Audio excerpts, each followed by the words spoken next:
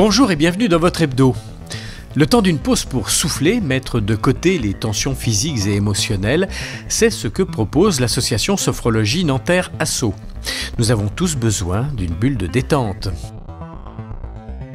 Si vous avez entre 16 et 25 ans et que vous faites face à certaines difficultés de la vie courante, le service d'action sociale de la ville organise des permanences dans les quartiers. Emmanuel Renaud, responsable du secteur jeunes et familles, sera notre invité en fin de journal.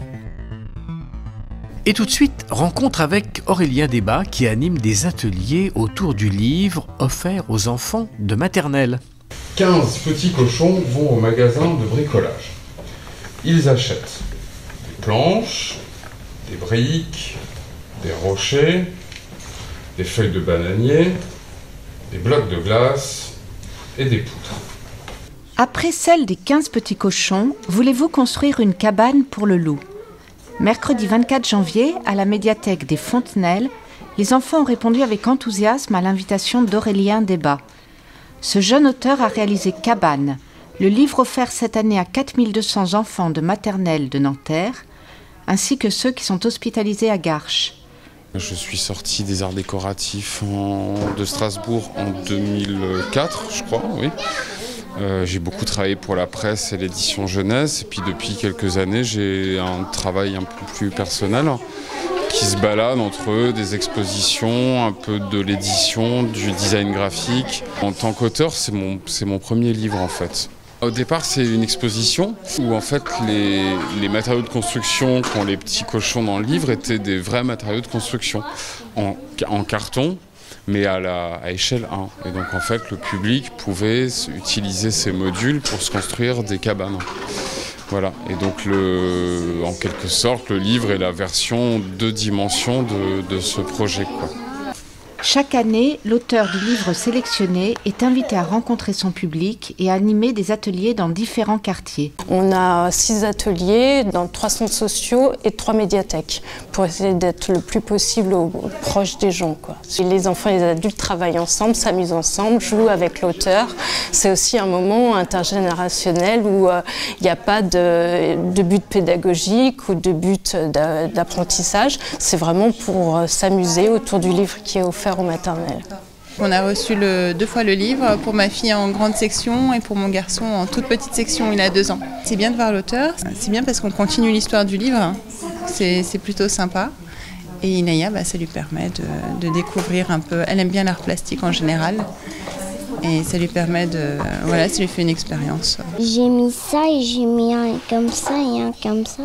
Il est tout petit ici. Et après, à la fin, j'ai mis ça pour faire des petites ailes.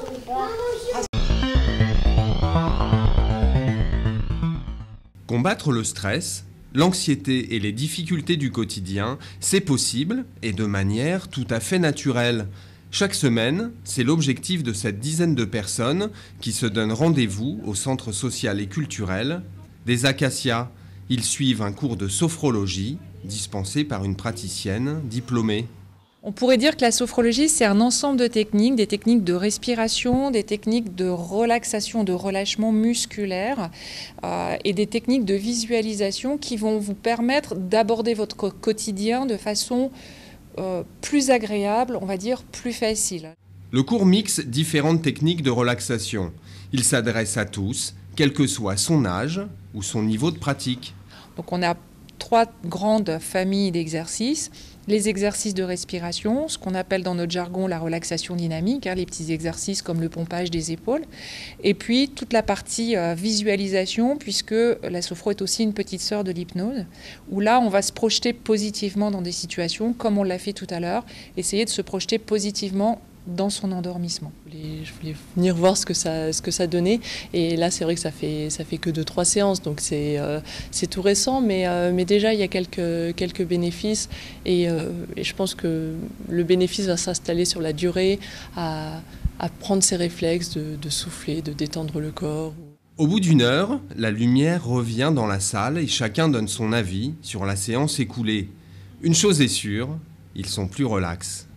J'ai jugé qu'il était bon pour moi de consacrer 1 heure à la relaxation et à essayer de faire effectivement le vide dans ma tête pour me dégager un petit peu de toutes ces tensions quotidiennes que je peux avoir dans mon travail. Grâce aux exercices que je peux aussi pratiquer en fait dans le cadre du travail, j'apprends à prendre du recul. Donc c'est un des bénéfices que je vois sur cette séance. Renseignements et inscriptions à l'année ou au trimestre. Téléphone 06 48 60 89 43.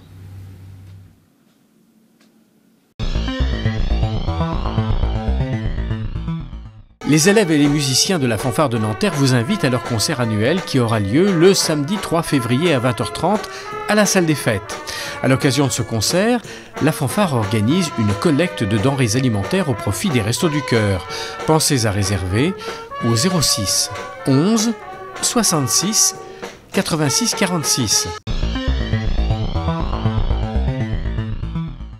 Vous souhaitez partir en vacances à la mer, à la campagne, à la montagne, mais vous ne connaissez pas les aides financières au départ pour des vacances en famille.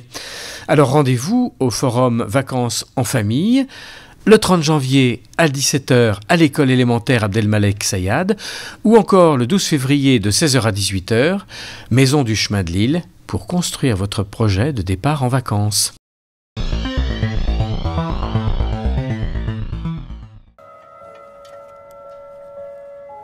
La saison Jeune Public propose le spectacle Je brasse de l'air par la compagnie L'Insolite Mécanique sous l'aile de la compagnie Les Anges au plafond.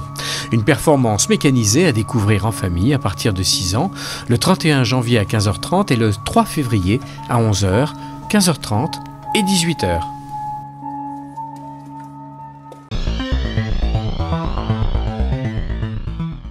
Le Centre communal d'action sociale organise des permanences dans les quartiers pour les jeunes de 16 à 25 ans. Pour quelles raisons ? On a pu constater au fur et à mesure des années, que les jeunes avaient de plus en plus de difficultés pour fréquenter les institutions de droit commun. Du coup, on a réfléchi à comment on pouvait permettre aux jeunes d'accéder à un accompagnement social de manière plus aisée.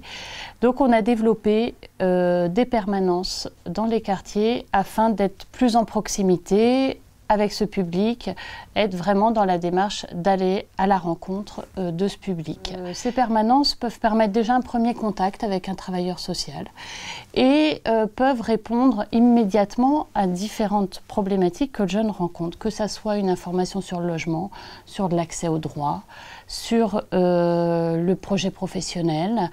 Donc c'est vraiment permettre dans ces permanences d'avoir de l'information assez rapidement. Et puis, s'il y a besoin, mettre en place un accompagnement social plus long, quoi. Le premier besoin qu'on a pu identifier auprès des jeunes qui sollicitent notre service, c'est vraiment les questions d'accès au droit et les problématiques de santé qui se conjuguent souvent avec la rupture familiale. Donc c'est vraiment ces trois problématiques, on va dire, qui vont être importantes et qui vont quelque part ralentir l'insertion professionnelle ou l'insertion sociale.